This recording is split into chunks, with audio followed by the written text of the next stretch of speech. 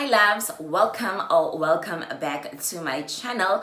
So as you guys may have seen already by the title of this video, this is going to be part 2 of answering your interview questions or sharing with you guys some of the most important interview questions that you are most likely going to be asked when you are being interviewed for a teaching job here in Taiwan. Now, some of you may be wondering, okay girl, where did you find these questions?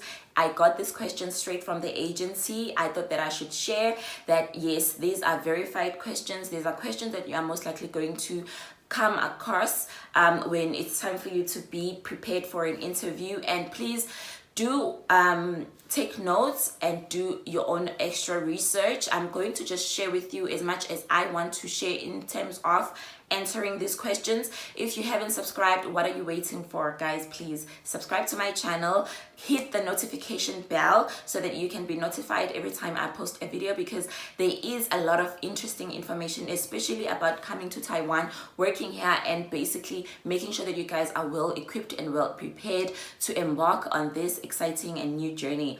Now, on the previous video I did cover 10 questions, and on this video I'm going to cover 10 questions continuing from question number 11. Okay, right, so question 11. If you were to group students for practice or an activity, what's your grouping principle? Maybe I find these questions very simple because I majored in teaching, and I was able to study a lot of things when it comes, basically everything that has to do with education. Not entirely everything, because obviously I'm still yet to further my studies, but I have the basics and I understand a lot of things. So when it comes to this question, this is very simple. You are going to highlight that you are going to group your students in accordance to their academic understanding or progress or academic levels. Yes, you are going to group the lower level students with the middle level students and the higher level students together. And you can highlight and say that you are doing this so that everyone can help each other. So to break the you wanna make sure that in your classes there's not much difference in terms of groups, because some groups might do exceptionally well and some groups might do so bad. So you want to break the stereotype also in the classrooms of students choosing their own friends, which are most likely going to make them either do the work or not do the work. And also maybe you might highlight that you are going to group your students according to people who are not really friends, but just to see if they are able to work in teams or work as teams. And then the next question number 12. Please tell us some games or activities you use in class. Now, there's plenty of games online. There's thousands, hundreds of thousands. But just to mention a few, you can say that, oh, I can play bingo, I can play hangman. Those are just simple, common games. Like, guys, there is plenty of games. Google, make sure that before your interview, you already know what to say. Should any of these questions arise, you already know what to say, So you can also mention games like Pictionary or puzzles.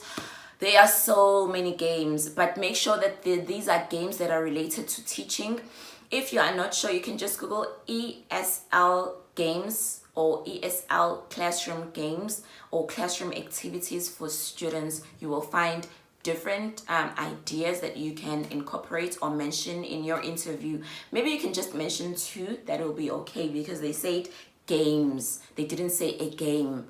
So mention 2 or 3, Question number 13. What subject do you feel comfortable teaching in English? For example, PE, arts, music, scouts, home economics, etc. Right, so I don't know which subjects you are mostly comfortable with.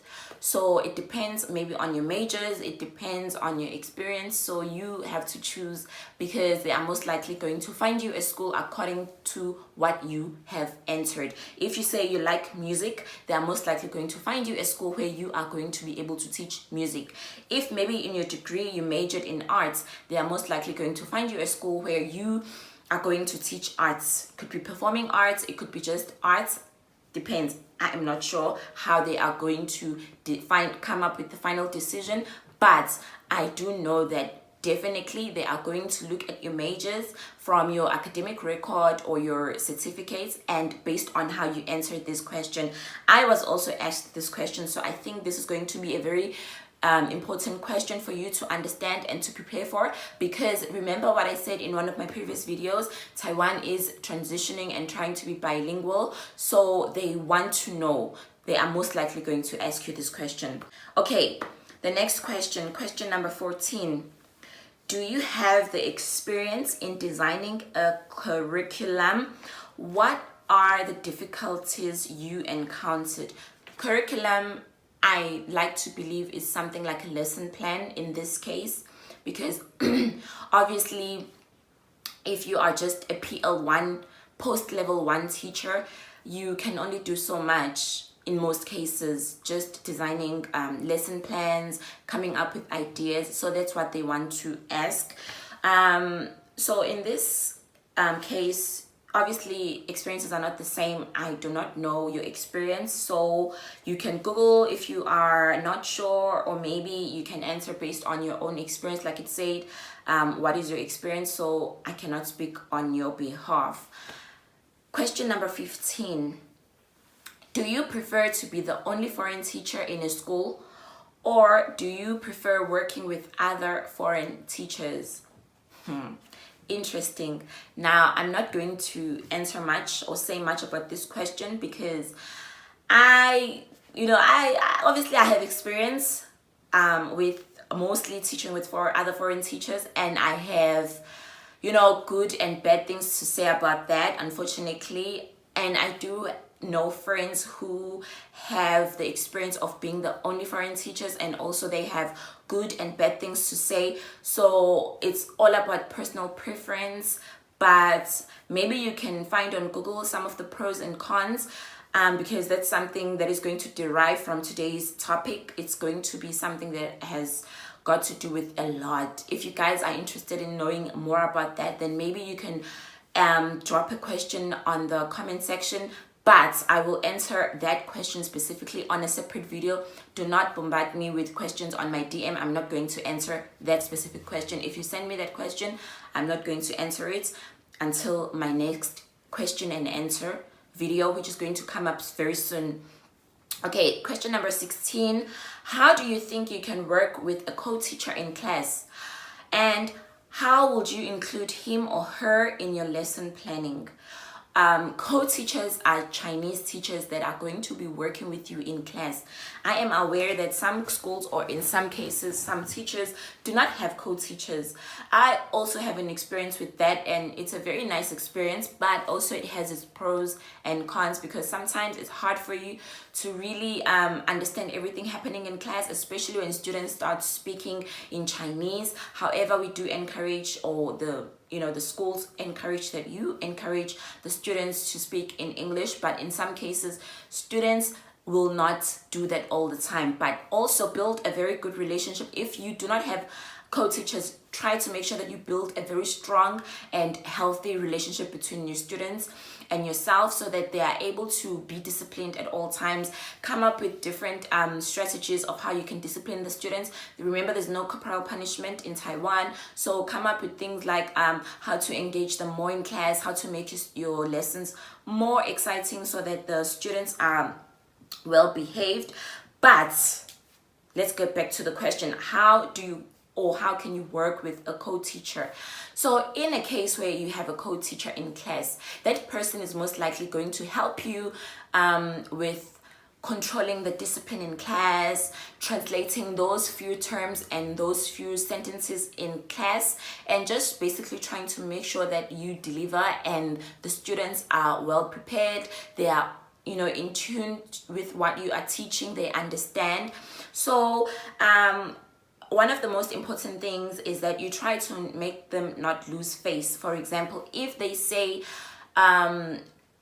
something in English that is wrong, or they pronounce it wrong, they say it wrong, do not correct them in front of the students, because that will make them lose face, and that is going to build some sort of or some kind of tension between you guys, because they are most likely going to take that very personal. So you can include in your guys, sorry about that, oh my god, content creation is going to kill the youth.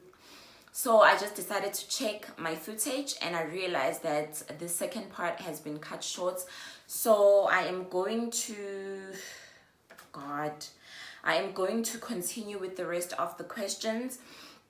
And as I was saying, when you work with co-teachers, try to make sure that they do not lose face. If you have problems, talk to them privately, or if they say something wrong, or maybe they spell or pronounce a word in a wrong way in class, do not try to correct them in front of the students. However, maybe they might correct you, but remember where you stand, and also try to make sure you do not put yourself or put your job at risk at any time, because at the end of the day, they are the ones who are going to write an observation and support or motivate why you can, or why they feel like you need to be given another contract or a continuation at the school. So basically, be someone who is assertive, but also show respect. And if you feel like, okay, this is an ongoing issue, try to have a third party or a third person to intervene.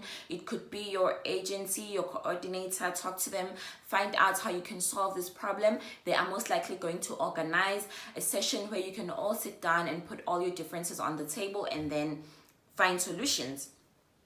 The next question is, when you find difficulties working with some colleagues, or if there's a conflict, what do you do to solve it? Communication. But remember, things are not the same, or situations are not the same, but also just highlight that you are just going to communicate with them, find intervention, and also avoid conflicts. As much as it sounds taboo, and it doesn't sound realistic, but it's possible. Sometimes someone can make or do something that is going to really annoy you, but ignore. The best tip I can give you, whether it comes to students in class doing funny things, whether it comes to colleagues doing funny things, ignore. Remember why you are here. Remember why you are here. At the end of the day, you will make friends. You can vent to your friends. You can write down all your difficulties on your diary. I know maybe, I'm sounding a bit like, oh, you're just gonna be a punching ball. Not really. But make sure you gravitate towards peace. Choose peace. Some things are not even worth fighting for. Like, you are going to experience that, okay, yabo, lo muntu lona actually I deserve even attention. Why am I giving them that power?